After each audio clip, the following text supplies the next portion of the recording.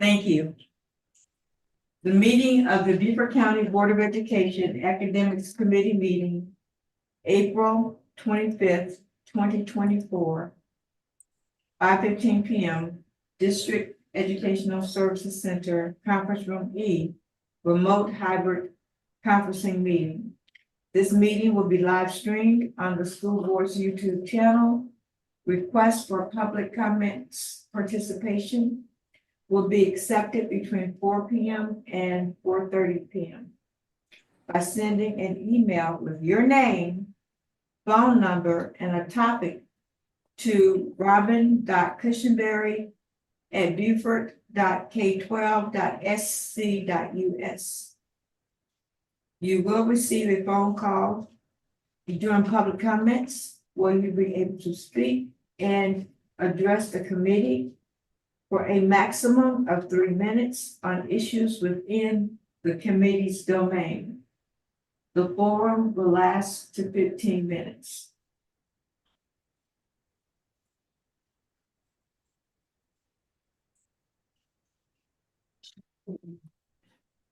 Just call it to order.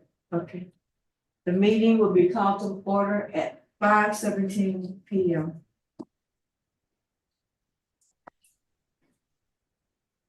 Thank you. There. As long as stand for the pledge of allegiance.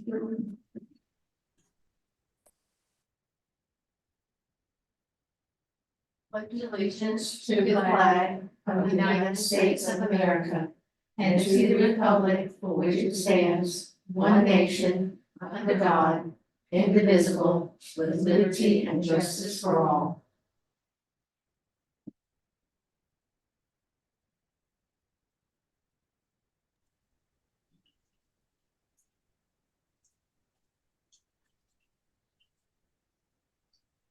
Okay, we will now need approval of the agenda. Ms. So Miller. moved, Thank you. Madam Chair. I second. You could take. No, I'm sure.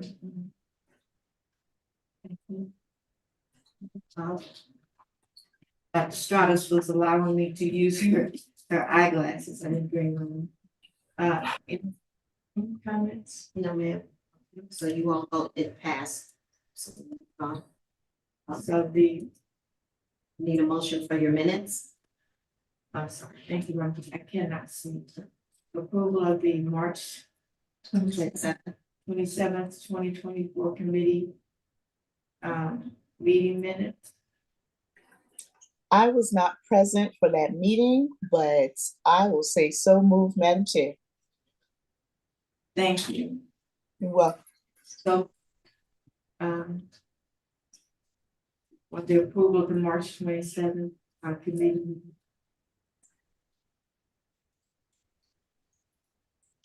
Ready for the instructional framework?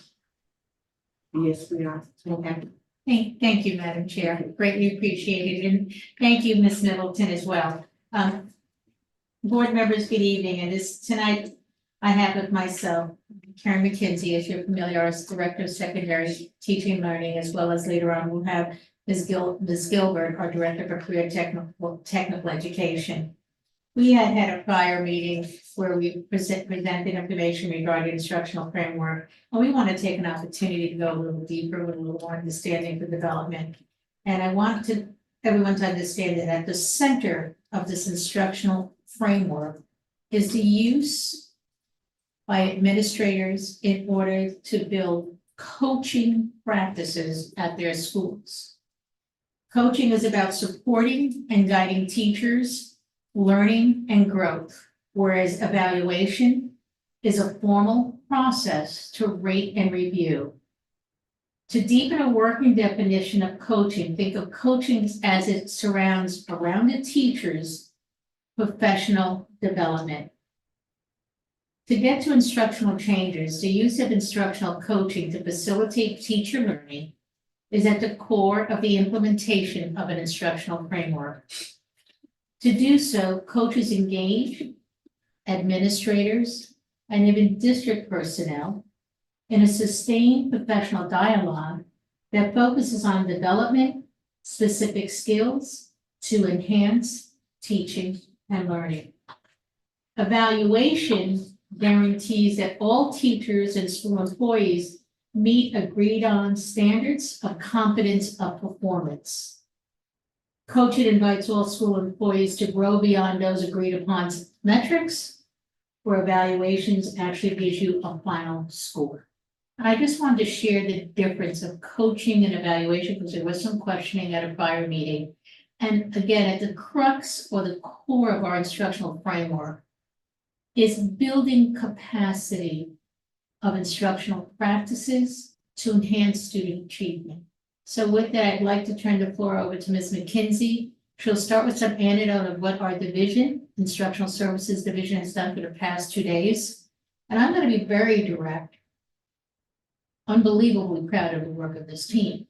So, Ms. McKinsey, thank you. Thank you, Dr. Stratus and board members, for allowing me to be here tonight to talk to you a little bit. And just to give you some background about the last 2 days, we engaged about 50 to 60 of us over the last 2 days, gathered here at the district office as a district support team for our schools, and walked ourselves through that process of what will this framework really do to support both instructional practice planning and instructional practice implementation within the classroom.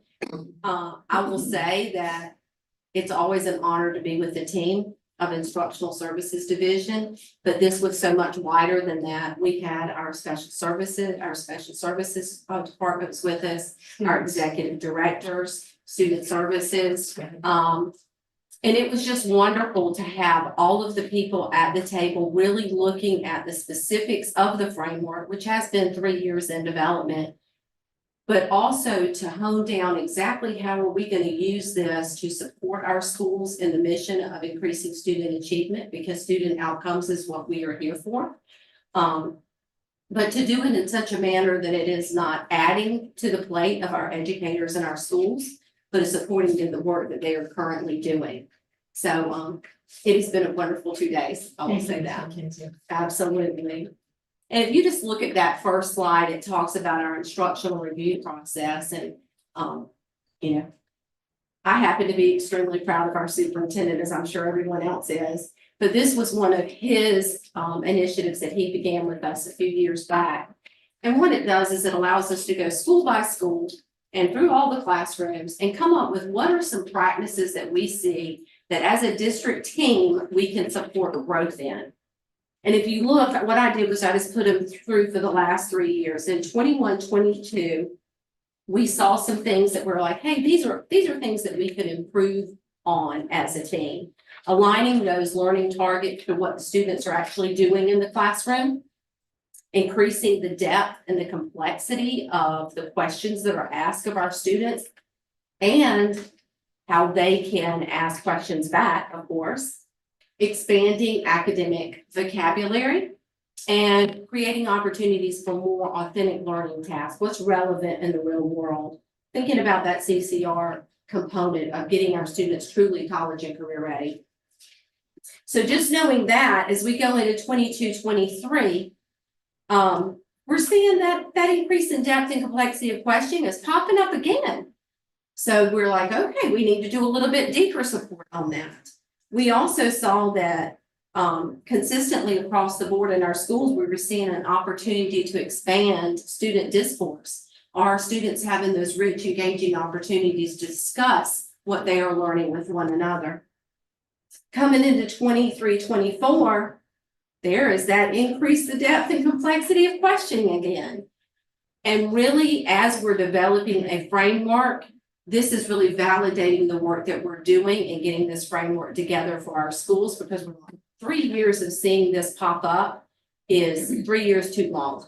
We need to come up with a way to support our schools in changing some instructional practices and supporting some that are already in place that are working well. And again, we saw expanding the opportunities for our students to have that rich and engaging discourse. So looking at that, you'll look at that next, we came up with an objective of what is our objective as a Beaufort County School District team in order to support our educators. And I think the real big thing here is we wanted to align our instructional practices to the actual rigor and complexity of South Carolina standards. I'm gonna take you back just a minute to when we talked about the US history data review that the state puts out. You know, we came under new standards, we went into COVID, we didn't test, then we came out of COVID. So our first year really having that data review was 2 years ago. The state came out and they said, your students know American history. They cannot pass tests on the rigor and complexity that the state of South Carolina requires through their standards. So because of that, we kept coming back to that, especially when data reviews across the board, across the state, continuously say that same language. So how do we as a district support team work to fix that and to help our schools? So we wanted to ensure that our teachers had evidence-based strategies at an easy access. Right now, our teachers, they go into our curriculum management system and they look for the curriculum and then they're like, okay, I have to compare patriots and loyalists. All right, let me go find something to how to do similarities and differences between those two groups. We want to take that extra layer off. They go now to the standards and then we provided them multiple ways to figure out how to teach the similarities and differences. That's the real component here. The framework is truly that. It's a framework that supports the instructional planning and the instructional practice piece. If you look at that next one, that is truly the framework there. It comes in 3 components. They're overarching categories of feedback. How are we communicating clear learning goals with our students? How are we informally and formally assessing our students? Content. How are we doing that direct instruction? How are we practicing and deepening the learning that students have within the classroom? How are we allowing them to apply that knowledge?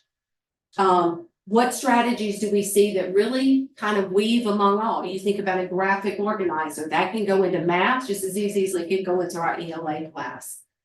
My favorite, I tended to come over to this context a lot because we all know that if a student's not engaged, they're more than likely not learning what we would like them to at the rigor and complexity that the state requires. And this really provides us a multitude of strategies for our educators to use to engage our students and to notice when they're not engaged and to redirect that disengagement.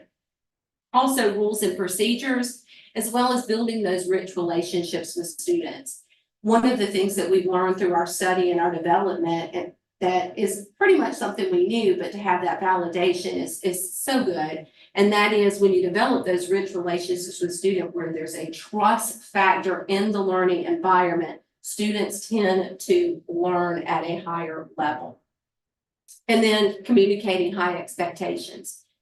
I tend to believe that the Beaufort County students deserve that of us. They need to know that we have high expectations. They will meet them. We have a tremendous student body and community that we serve. And I think we just need to do a better job of communicating high expectations that we have. So all the planning that, I'm sorry, and this is just a piece. When the teachers are looking at that piece prior to that, they will click on a little link. And that link will take them, let's say, one that Dr. Rodriguez likes a lot is chunking content because it works. And so he did mention that at last board. So if they're looking at element 6 on that page we just looked at, it's hyperlinked. They click on it. This pops up for them and says, here are ways that you can chunk content for your students. And how are you going to know it's chunks for them and that they're getting it? Because students are going to demonstrate an understanding. They are going to feel more confident. They are going to describe how that chunk content is connected.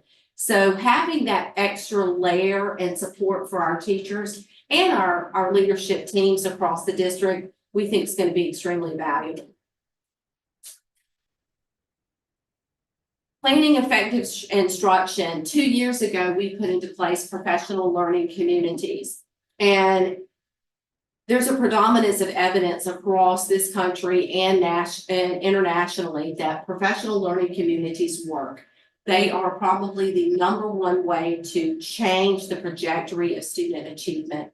So we plan to utilize that format that we already have in place in every single Beaufort County school to ensure that our students are getting what they need, primarily in this format, communicating clear learning goals to them, and then implementing those rich instructional strategies. Right now, like I said earlier, our teachers are dipping into Rubicon, they're going into South Carolina Department of Education, they're going into Google Classrooms, they're looking at all these different places.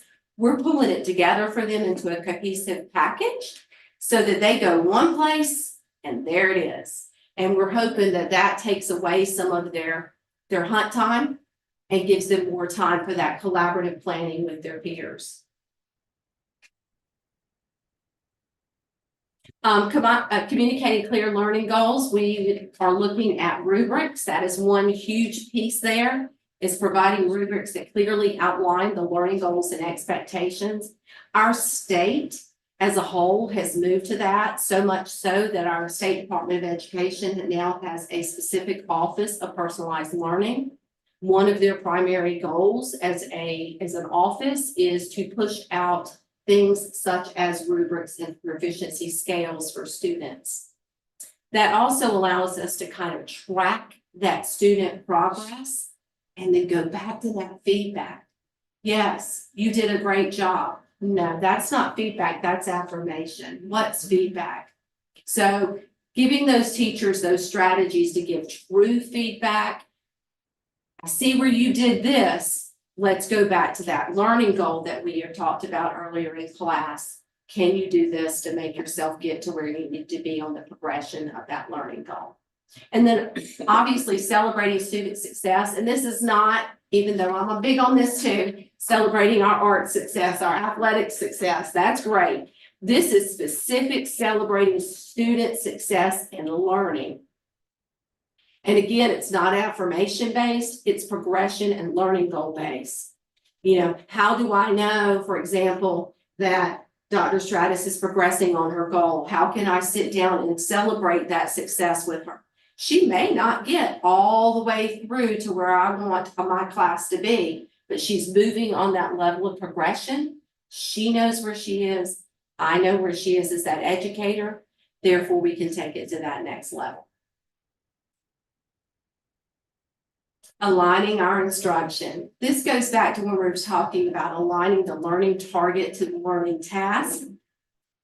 And this one is crucial to getting to that complexity and rigor that the state requires of us. So the content strategies do a great job of that. They allow us to really dig into the appropriate level of complexity.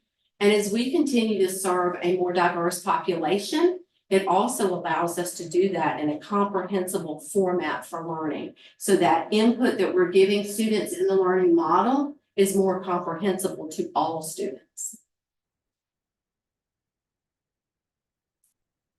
I love this one because I always love planning. And over the last 2 days in our workshop session here at the district, I actually had everyone go in and plan a lesson. And I think the teachers of Beaufort County would love to hear some of the comments because they're like, this isn't as easy as it looks. And no, it's not. Planning is not an easy task if you do it right. So planning to really engage those students again in those more complex tasks. Our students can do it. It's just how we provide the strategy to get them there. Helping students take ownership of their own learning. Are you recording what you're learning? How are you representing that knowledge? How do I know that you have it? And I love this one because with our new debate program, this one is something that I have been blown away with what our students can do. And that is being able to determine what a claim is and defend it. And that's a high level of learning. Aligning instruction again. Looking at context strategies, where I love to live, and that is that standards-based learning goal, but making sure that those students remain engaged. And at one of our meetings, it was brought up about the distractions that come into students. There are so many things that distract a learner nowadays, more so than when I was younger, which wasn't that long ago, but there's so many things that distract them. And there are some strategies that our educators can use to make sure that our students remain engaged in that learning. And we want to make sure they have those in an easy, readable format. And let's look at some of those student engagements. Monitoring their individual student engagement. So I'm looking for every student to be engaged, their strategies. Some of the ones that Dr. Rodriguez shared were like the thumbs up, thumbs down. We also have teachers who love those individual whiteboards, as do our students. But things like that to see, hey, I'm looking at monitoring the overall class engagement. And then how about having the students self-report their engagement? How much did I learn today? What did I get from this portion of the lesson that you chunked out for me? And how do I re-engage that individual student that maybe I'm becoming a little too much distracted and is no longer engaged in the learning? What's my format for bringing that student? What strategy am I using for re-engaging them? And that boosts the overall level of energy within the classroom. And by energy, I don't mean the hyperactivity energy that you see in me sometimes, but more the energy of learning. And then this was something that we had some wonderful discourse in our workshop today on this model. And Mr. Flowers presented this at the last board meeting, but I just wanted to bring you back to it because we're doing all of this, putting this framework in, providing this support to schools, but we also want to know how it's going. Is it working for our students? Are we getting the outcomes that we want? Is it improving student achievement? And so this tool will allow us to do that. We'll be able to go in and see, hey, 42% of our students are being provided clear learning goals. When I know what's expected of me, I'm more likely to do it. 27%, and these are fake numbers that we just put in for the purpose of demonstration, but you see how easy it is to read that chart, even at a quick glance. If I'm a principal and I want to say, hey, how are my teachers and my students doing in instructional practices within the classroom? Boom, there it is. So we're hoping that through this, it's really going to help booster our student outcomes and provide a clearer pathway for our educators and our schools to get the information they need to build that rich and engaging instruction for students. So, Madam Chair, to build, when you see the language feedback, many students have received an essay back with a check. Yeah. What is a check? That's an affirmation. It's an affirmation. However, Mary, if you want to move your grade from a B to an A, let's get deeper thought at your narrative and tell me what the impact is as a result of building that capacity of our educators to give direct descriptive feedback. So I know how to get better. The second part to think that it's time for us not to make excuses, and it's time for us to live up to the expectations. So as we build capacity, we're helping you live up to the expectations. A learning community for our educators and a learning community for our students. So that's, again, a why for having an instructional frame for us as a system. Okay, so I just wanted us to go through a little deeper. Yes. And we want to use our academic committee as a vehicle of sharing the work that our division is doing, and that of other divisions as well. Like when we have student services and special ed joining us, I want to recognize that. Okay, thank you, Ms. Lindsay. Thank you. I appreciate the opportunity. So, Madam Chair, we can transition to the next bullet item if that is good with you. Yes. Angela. Next question. Question? Any questions? No, I don't have any questions. No, me. I apologize, Ms. Middleton. Oh, what are you? No apologies. What are you apologizing for? Not script, I'm done. No, I need to apologize. So now we're at the secondary programs, end of year program review. Yes, so what I'd like to share is that we just want to give a highlight to some of the things that we're working on in our division, so that our board members and our community are familiar with driving our children's learning. since he has a few things that she's gonna bring forward, and then from that will transition to Ms. Gilbert. Yeah? Absolutely. So if you look at these, and she has the art one up, and this really started as a process when we were able to get coordinators for content areas in instructional services division. And I had the real pleasure and honor of working with some really great coordinators. And I'm sure if they were here, they would say that my expectations kind of mirror those of Dr. Stratus, and they're not minimal for sure. And one thing that I have them do is develop a 5-year plan. And then at the end of each year, I say, I want to see a annual summary report of where we are with your goals, what supports you were able to provide our schools, what kind of things did we see that benefited our schools, what kind of partnerships did we develop with community members, with programs within our community? And what kind of achievement do we see with our students? And for arts, that looks a little bit different, as you know. And as you know, arts is always a hot topic because Beaufort County is a hub of arts. We are growing at a really fast pace in arts, and this is not on here, I don't believe, Dr. Stratus, because I think I got it after this. Yeah. Oh, no, it is in here. We did get it in here. Under awards and assessment, that last piece, graduates with a specialization in the arts, the class of 24, this class this year, we have 92 students who are graduating with a specialization in the arts, which means they have taken 4 courses at an honors level or an AP level, a high level arts class. And they have been evaluated or assessed by an external evaluation team. So they've gone to a state process, they proceeded up to a national process and been assessed, and they've earned a distinction within that assessment. That is a really high number for Beaufort County. We have grown that tremendously. And I'm just going to say over the next couple of years, keep your eye on that number. Congratulations. Thank you. It's going to continue to go up. We are blessed. I'm going to brag a little bit on our Kennedy Center partner in education that we have in the Hilton Head Art Center, which serves all of our schools. We have the oldest partner in the United States for the Kennedy Center. That is tremendous. And I'm going to say it brings in a lot of services for our schools. For example, this year alone, they provided 24 specific guest artists in our schools. They provided 43 professional developments for our teachers.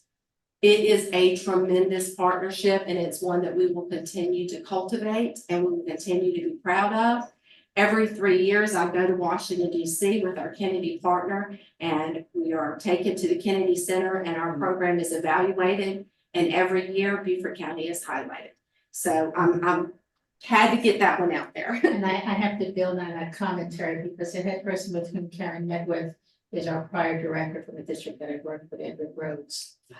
And Edric shared through communications and how proud he is of you, but he doesn't do that easily. He's a musician, wonderful young man.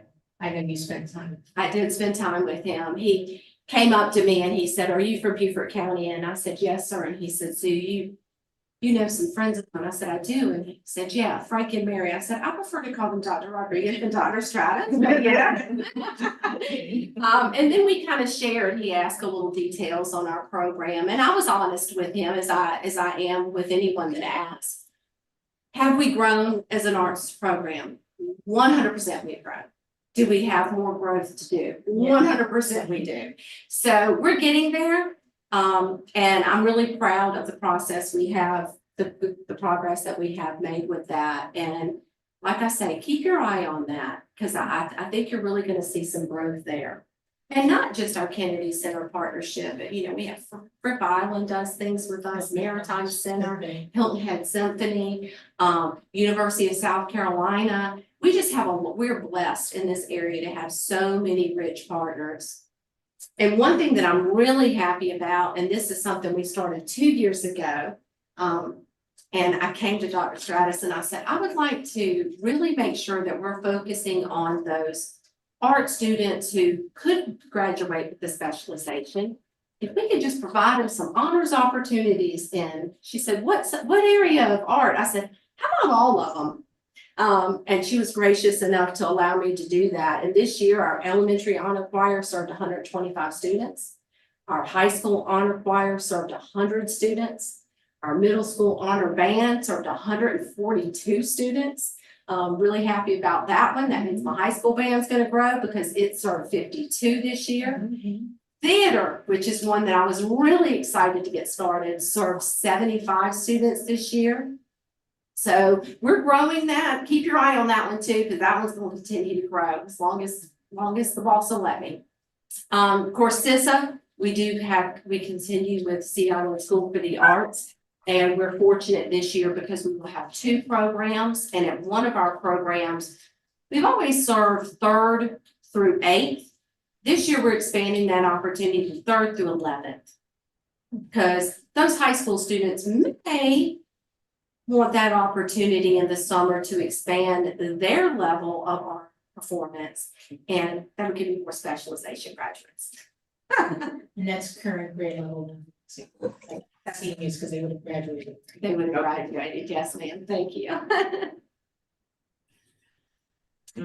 Instructional supports, we've done a lot of work here. We've provided 48 hours on the top of what our Kennedy Center partnership and some of our community partnerships have provided. So you're looking at over 100 hours of professional development provided to teachers this year. And I would be remiss if I did not say that a lot of that is our visual and performing arts coordinator, Josh Wall. He is a powerhouse and a dynamic planner, and he has just done a lot to push that forward for us. And I have to say that out loud. Cannot say enough about how honored I am to work alongside of him. We Haven provided opportunities this year. Again, I went to Dr. Stratus and I said, you know, it would be really great. And she said, no, what would be great? I said, how about if we start sending some teachers to some state national conventions and let them bring back some of that wealth of practice to Beaufort County? And so we were able to do that this year, and we sent some teachers forward to Louisville, Kentucky, to the Choir Directors Association. We sent some to Minneapolis, we sent some to Greenville, we sent some to Columbia, we sent some to Chicago. So we really looked at different opportunities. So we had band, we had music, we had chorus, we had orchestra. So it really gave a lot of our teachers an opportunity to grow their practice and come back and grow us all. I need to say that was a splendid idea. When I was in the classroom, the most amazing information came from conferences. So thank you for doing that. Because sometimes we get stuck in a bubble as teachers. So thank you for doing that.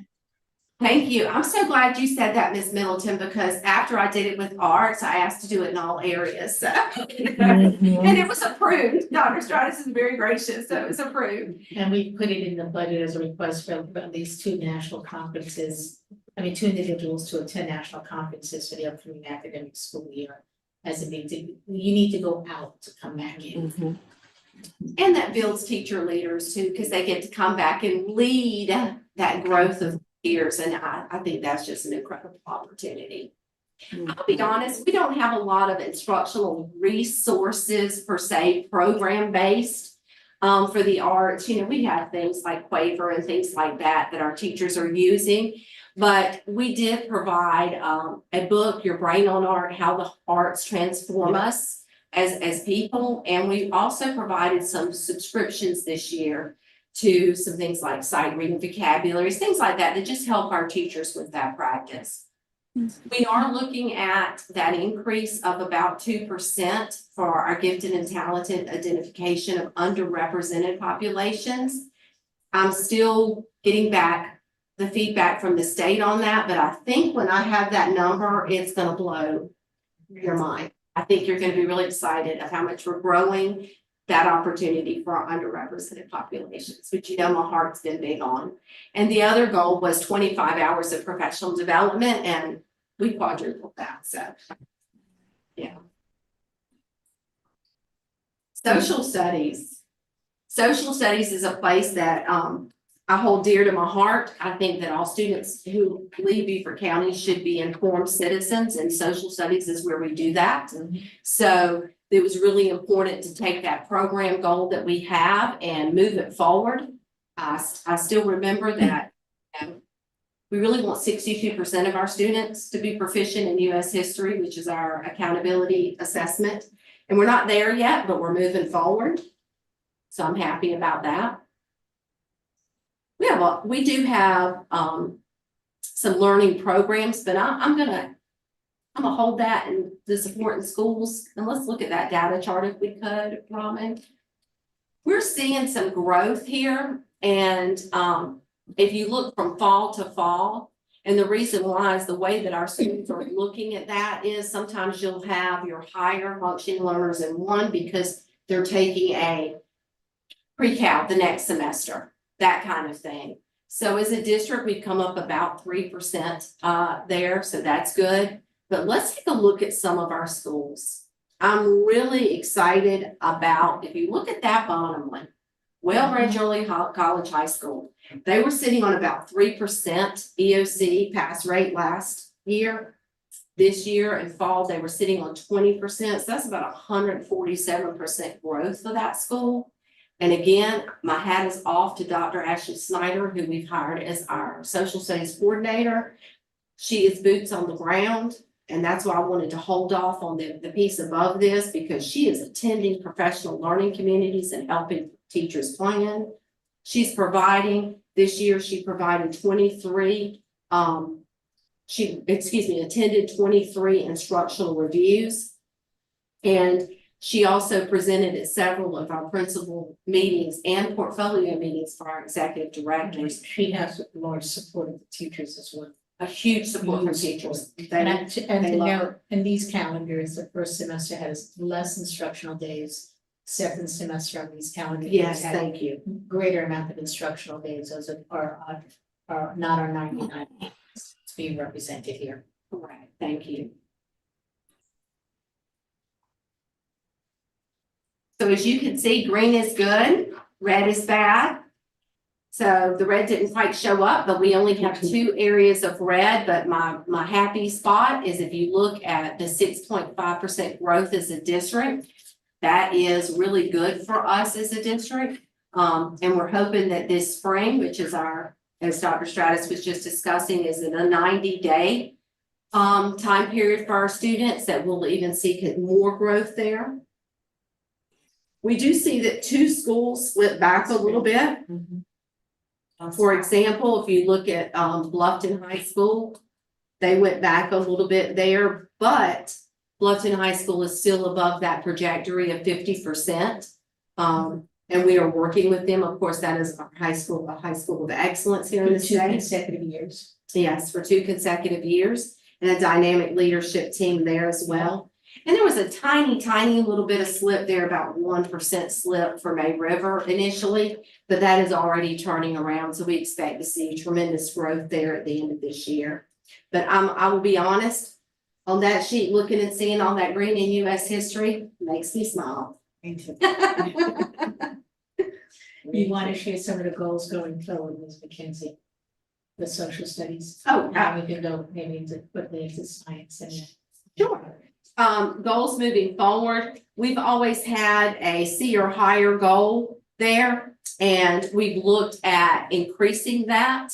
We really would like all of our students to make a C or higher, to be honest, but we're looking right now at a 5% growth per year. And that would get us where we needed to be within 2 years is what we're looking at. Thank you. And we can kick over to math if we want to. We have science. Oh, science, I'm sorry. I apologize. Let me get my little stuff together here. There you go. I'm good. You got it? So science science is another area. We have Philippe Silva, who came in as our coordinator. He's also a dynamic leader, and a lot of programs. And one that I'm going to pull your mind to is down on programs of support. We can look at that real quick. Down the line. No, Yeah. no, right there. Our data is trending upward. If you look at that, a total of 25 awards for science fair. I'm just gonna say, that is amazing number, especially knowing this next piece. We've always competed here in Beaufort County, which basically gives us 2 or 3 other entities to compete against. And I said, you know what, that's great that we're having kids move forward and all that. Where's the big competition? Where can we really give our students the opportunity to show their excellence? So we are now members of the Low Country region, which is Charleston, Berkeley, Georgetown. I mean, it's a huge region.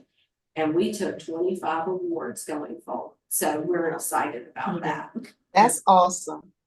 That is awesome. That is awesome. I'm really excited And we're about that. trying to have a standard that all eighth graders have a science fair experience. And then that should be a district standard for us. Just for the 8th graders. Well, it's not maximum for the eighth graders, but everyone is 6 through 7, but it's a eighth grader walking out should be able to stand, have a conversation about the scientific process of inquiry, go through observation and be able to defend that scientific board there in order to be ready to go to you as a high school student. So that's kind of, it's a gateway to say, have your 6th graders, have your 7th graders, but those 8th graders better be ready to talk about what is your hypothesis, what was your procedure, what was your outcome, what is your reflection in order to get to high school. And this year we did have 7 of our middle schools Yes. and 1 high school. And I was happy about the 1 high school, but we do have 6 high schools. So next year, I hope that I could say I have 8 middle and 6 high schools. And that 25 turns into a much bigger number because of that. So that's my goal. And Dr. Stratus is correct. We don't mandate to our schools, of course, but we have an expectation that our 8th graders are involved in science fair. If you scroll down, I'll show you where our 7th graders did in Kids in Kayak. We want all of our students to have an opportunity to know about the ecology and the environment of the area we live in. And this gives them that precursor knowledge of examining things, writing down evidence, recording. So it's kind of like that layer into science fair through Kids in Kayak, and we're really fortunate for that. And you can be down. And I want to say one thing. Project Lead the Way is very important. You know, I'm always going to sing and ring that bell. Me too. I was one of those teachers that made my students present their projects and tell me exactly. Everything revolved around science, math, language arts. So that's why Project Lead the Way is important. I bet you if you look at your science fair students and look at the numbers, I bet you'll see most of them have taken a Project Lead the Way class or in the middle school area or in a Project Lead the Way class. And the great thing about that is we have 8 of our elementary schools that are Project Lead the Way as well. So we're looking at, launch. So we have K-5, getting that base, that knowledge, that base to move on into 6th grade, where it really becomes a pretty concrete course for them there in PLTW. Leading into I'm very familiar. Leading into science. I'm very familiar. I miss Project Lead the Way. I tell you, it's a great class to go into when you're in a school. It's a pick me up for sure. It is. And then I will not go through all of the data reviews and things that we do as a team, but under instructional resources, I am just going to say this. That looks like a massive amount of resources that we're providing for instructional support of science.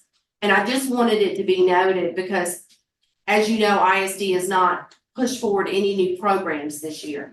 But what we did do here, what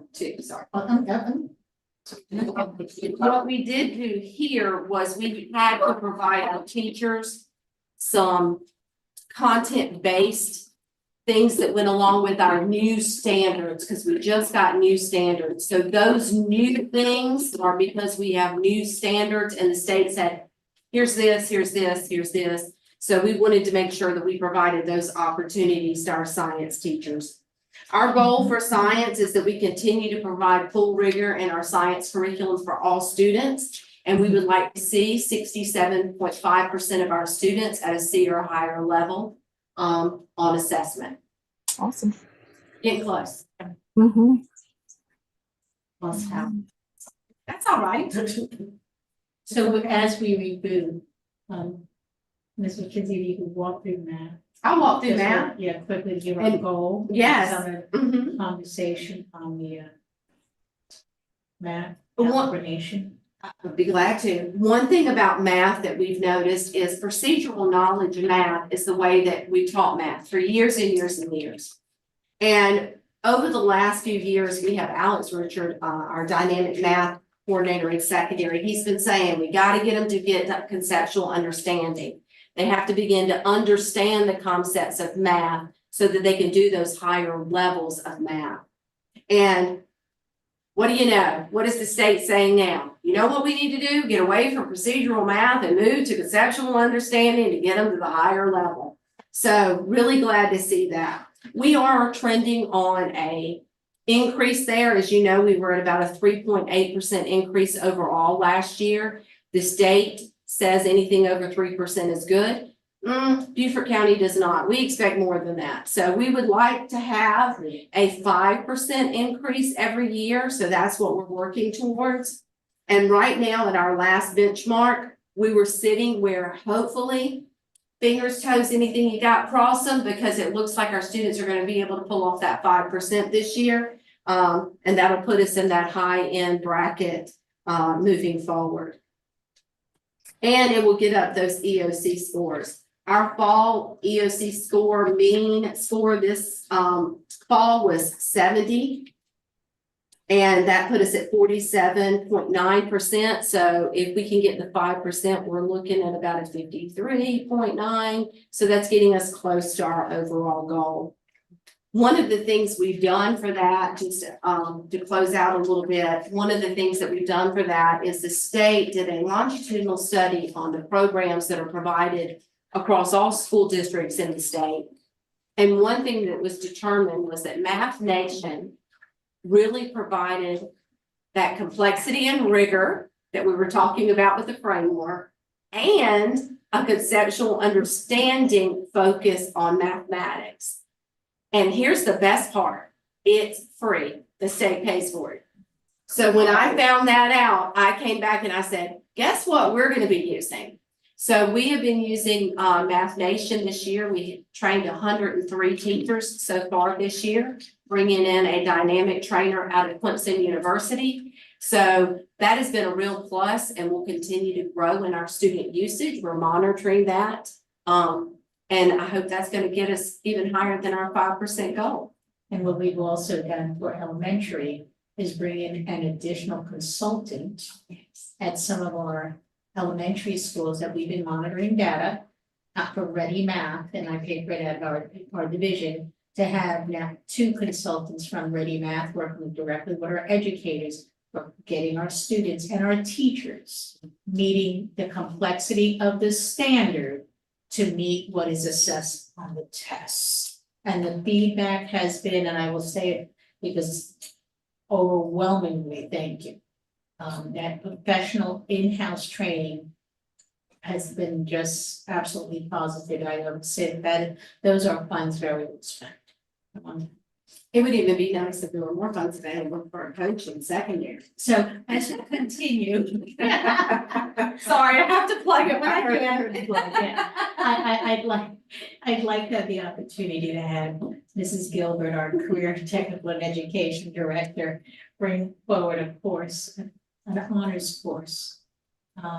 Advanced honors for finance, personal finance, to our chair and our secretary for review and conversation, if possible, to. Yeah. All right. Madam Chair and Mrs. Middleton, can you hear me okay? Yes, I can. Thank you. Thank you so much, and I will concur. It was always a joy to come into your classrooms. Your kids were always engaged with the Project Lead the Way, and I'm not just saying that for cool points. I think you were a fantastic teacher, and I'm glad you're still a good supporter of that curriculum. I So- appreciate all your support. You have done a wonderful job in growing that program. Thank you.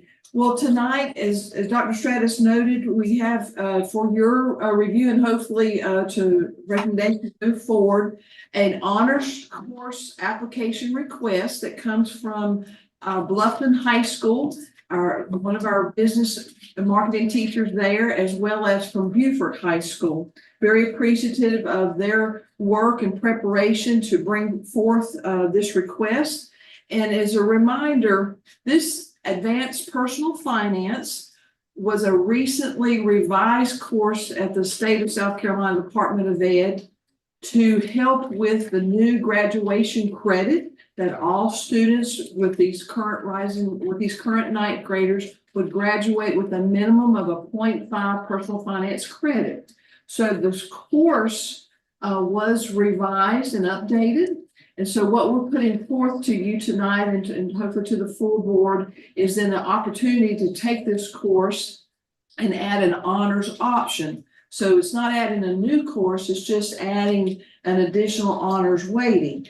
And so according to the state of South Carolina, if we have anything after 2017 that we would like to add as honors weighted, we must have it go through the South Carolina Honors Framework. So just as a reminder, some of the things the teachers that put this forth have to have opportunities for advanced coursework for individual student growth, a rigorous study, even with the CTE content areas, some practical application of the standards beyond what the state of South Carolina provides, and then some transfer of that knowledge and skills into some type of challenging field of study that they could further research.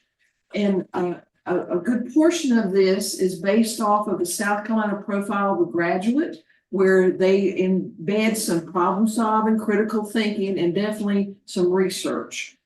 So Mrs. Cushionberry has up the actual application. And again, shout out to Dr. Carolyn Newt at Bluffton High School, and then Mr. Vincent Baker at Beaufort High School. They instruct the advanced personal finance. So starting next school year, if students want to take advantage of adding that to their weighting for an honors level, I just want to call your attention, there's the standards, regular state standards. The students have to use tools to become financially literate, work within a global marketplace. They have to learn budgeting, managing credit, debt, banking, all these good skills that we all could benefit from. Renting or purchasing a home, evaluating post-secondary education, and training for funding and how to do a savings account. And it also, the new standards takes in consideration, what does that look like for internet and cyber? So we have in this application, the state standards. If you'll please go to page 4, Mrs. Cushionberry, I wanted to call to your attention some of the extended honor standards that the teachers have put forward. I think are pretty cool. It's on page 4 under extended honor standards. So some of the examples, they would have students who want to earn the honors credit. They would learn how to analyze how retail and media marketing is designed to encourage spending. I think that would be some great critical thinking as to all of the TikTok and the YouTube and the social media, and how does that impact the pocketbook. Another couple of extended opportunities the teachers are bringing forward. Differentiate between and calculate simple and compound interest, especially in explaining the difference between debit and credit cards and what does that look like with interest. I think that's very good. Investigate methods to safeguard financial information against technology-based attacks as we look at Bitcoins and go into more of cryptocurrency. With this new standards, they touch on it, and then the teachers are recommended, if they want to do that more rigorous research, that would be a great topic for them to do. They also suggest for the honors credit, they would like for them to complete a sample mortgage application, which I think would be a great exercise, yes. And if you could go to page 5, Mrs. Cushenberry. Another area, as I noted, in order for us to put it under the honors framework, we have to think about the profile of a South Carolina graduate. So again, shout out to the teachers because they noted that they would want the students to work toward some type of financial literacy certification. There's one out there called WISE, W-I-S-E. They also would want them, they have a choice of these, you wouldn't have to do all of these, but to create and manage a simulated investment portfolio. And I have to say, Beaufort High School has already been doing that, so the students will be able to take it to the next level. This one was good that they would research on, compare the advantages and disadvantages of renting versus purchasing a property and present to the class recommendations as to their findings. And it goes back to what you were saying, the more we can have our students to get up in front of their classmates and do those presentations. And then I really liked this option that they included as an honors extension, interview a family or community member as to personal finance advice for young people and write an essay capturing the key points with supporting details. I love that one. So again, honors level, then it goes into what would be the instructional methods that the teachers would use in order to assess the students. On page 6, they have to include a real world example to life. So they suggested honor students will develop a personal budget based on expected earnings from a chosen career and lifestyle and include short and long-term financial SMART goals. So I think that's a great way to apply that to a real world example. And then lastly, they listed the resources that will be using. These are all state approved resources. And then you have the assessments listed below. And then on that last page, it just I put in the reference on the state legislation. So all of our students will have to take a personal finance course, either 0.5 or the full credit. So I'm appreciative of these two teachers that have put forth in for students who are watching their GPA to have this advanced option. And the nice thing about this, if this is approved by the board, then all 6 of our high schools will be able to take advantage of this, and it won't have to come back in front of you. The principal will just let us know, and the counselors, that they want to use this option. So I appreciate you allowing me to bring this forward to you tonight. And Madam Chair, I have a motion. I move that the academic committee recommends to the full board approval of honors applications for advanced personal finance course grades 9 through 12. the second.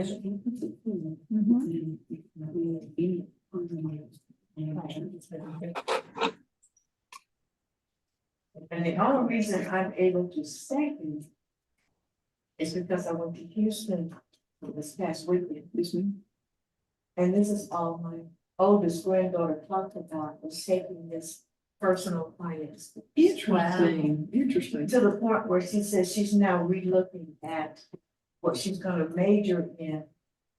Because she has to be able to pay for a place to live, got a car, and electricity, you know, all these kinds of things. I didn't know it cost so much money. And so I got a one-on-one from her this past weekend. That's all she talked about, was how important this class was for her. The school It is a- sociology will not be happy. Oh, yeah. It is a wonderful course. Yeah. And Thank you, Ms. Milton. Thank you. You're Thank- welcome. That's all I We need have. to Thank You need to vote. And Madam, Vote. Yes, we need to vote on it. You need to vote Oh, on I it. second. Okay, do we need to vote? I'm Yes. sorry. So I approve it. I approve. Thank you. That's what you just said. Yeah, I'm going to abstain. Okay. Thank you. Board members, thank you very much. Thank you, no, thank you. Thank you. Just call her tonight and let her know I'm in the presentation. This concludes items that we have to bring forward. We appreciate making the motion to have this course go forward. Thank you. Well, as always, I appreciate all the people. I really do. Tonight. Yeah, future topic. I love Robin, she's keeping me on. Future topics.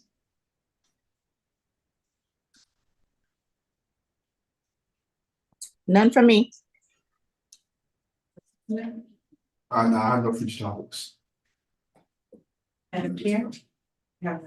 Okay, so we will bring information forward, probably as we go into May on to our summer school. But I'll work with Mrs. Cushenberry as well, and in order to communicate with yourself. Did you have the dates of the Summer school, summer school? Yes, ma'am, it's the 10th through the 4th, with the 27th being a professional development day for teachers. Is that June? June, yes, ma'am, sorry, yes, ma'am. All school? All schools. well, not all Well, schools. not all schools will be open, but all opportunity is open for students from For all students, schools. okay. For example, Beaufort Middle School will have some field work being done, so those students will attend at Beaufort High School. So maybe I do recommend that we could at least do an update on summer school or academic committee to give the locations and the why of the locations. And so you could also see where assistant camp, STEM camps are happening. So we'll bring that vote at the end of May before summer school starts, and it helps you with you as the board members within your community. Would that be, yes, ma'am? So your next academic committee meeting is scheduled for May 22nd. That's a Wednesday. Is that fine for everyone? That's a week before Memorial Day weekend. Yes. I won't be present. I will be out of the country. Okay. Oh, stop bragging. When will you be back, Do we ma'am? need to move it forward or backwards? I might not come back. No, just kidding. I You won't got be the- back until that week after. Are you here the 15th? Of May? No, Okay. Yeah, that's a possible meeting. I'll be on the road. The 29th. Yeah, we can do that. Is that Memorial Day weekend? It's That's Yeah. after. Wednesday after Memorial It's Day. after Memorial Day. So it'll come back on Tuesday and then it would be Wednesday. Would that be Where you think? accommodating? I'm saying, I mean, I can do the 22nd, but I mean, You wanna look at it? yeah, that's fine, I can do that. You wanna look at it and then just let us know? Okay, thank you. All right, so we'll wait for the date. And Yeah, actually, and you all can meet without me if y'all have to do it on the 22nd. No, but we have to have a forum. We have to have a quorum, so. Oh, Will said he wasn't gonna be there. Hey, we can't have them. and then also, I just to circle back, I do, we're getting close to graduation time, and I still get a lot of, inquiries, so I would like to hear from the, chair of the guidance department to not only just come before academic, but come before the full board as well. So we can see and understand what's going on, and how our guidance houses, how they're functioning in schools and what that looks like. Where, what, why, and how. So that's something I'm still looking forward to seeing publicly. So what you're asking is for a presentation to academic committee, Mr. Smith, for the school counselors, and, all right. At the present. From the guy, this Latasha did a presentation. Right, she did, but As the guidance counselor. He did, he Right. gave Yes. the percentages, what's in your OE Yeah. presentation. right, but that came just before this body, the community, people looking for it to come before the board, because some people do tend to, they do turn into, the board meeting, I think the whole full board to be able to see that not just our members, the whole full So you board. want this before the board? So you want that on the full board agenda, not Yeah. I academics. think it would be. So this is- Well, it can come out, I mean, from my understanding, it can come out of academics because basically, They've done it. right, we've had things that come out of academics, that we've had, full presentations to the board that came from academics to basically Right. let the board know what is going on. I think the trend, if you just correct me if I'm wrong, has been that full presentation is at committee and summary is provided at board. So I don't want it to be that at meeting and not meeting the request of a board member. Right. I mean, but that is correct. Right, so that full presentations are here Mhm. and executive summary practice happens at the board meeting. Am I correct? Hasn't she presented before? Yes, she did, yes, she has. She has presented Not to the you board. all. No, I'm talking about here. Yeah, right. And But so that's then, why- the committee can take a vote to ask that the full presentation be, Can can go go to the to the board. full board Okay. again. Okay. So that, Right. because normally it would be an executive summary, but it went to full presentation, the committee would decide, make a motion for it to go before the full board. Because you're doing double, So, so that's up to the committee. Present your motion?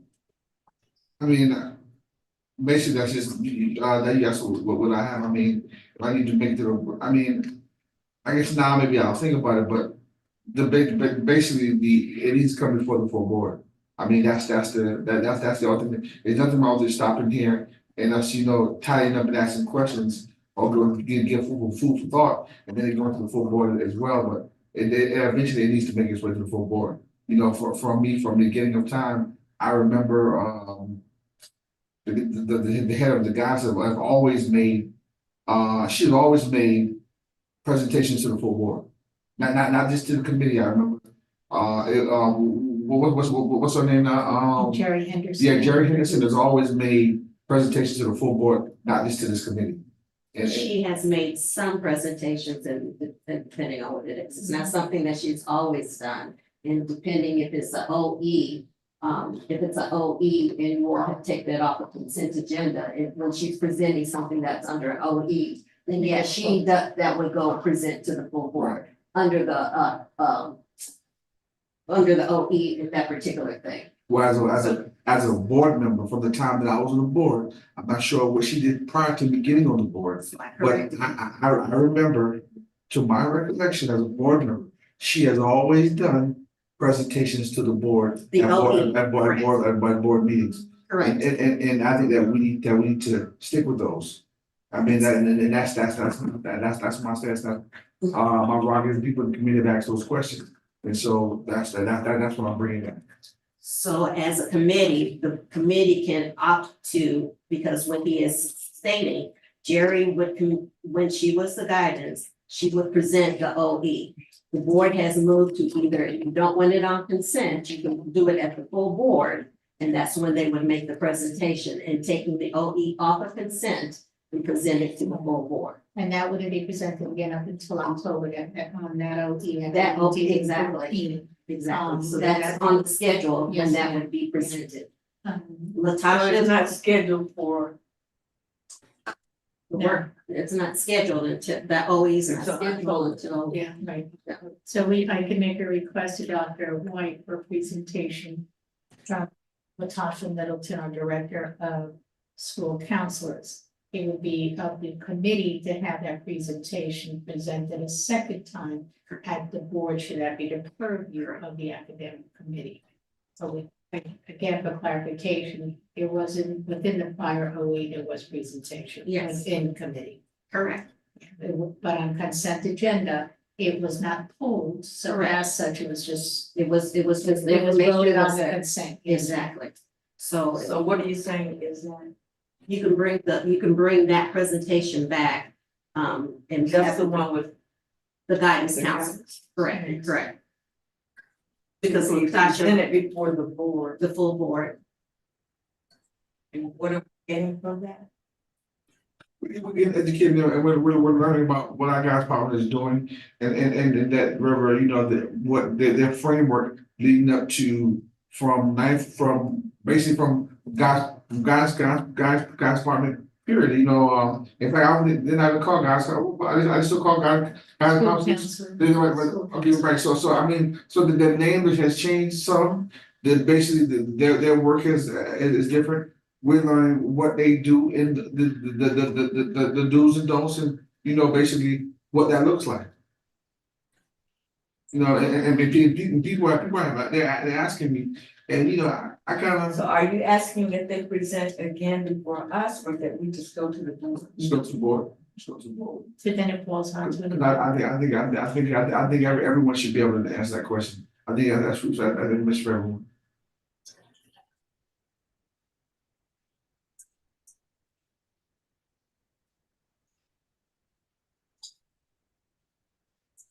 That would come out of committee, so you would bring that presentation back out of committee and we'll put it on the agenda. So you can bring it back out of committee and ask for it. Okay.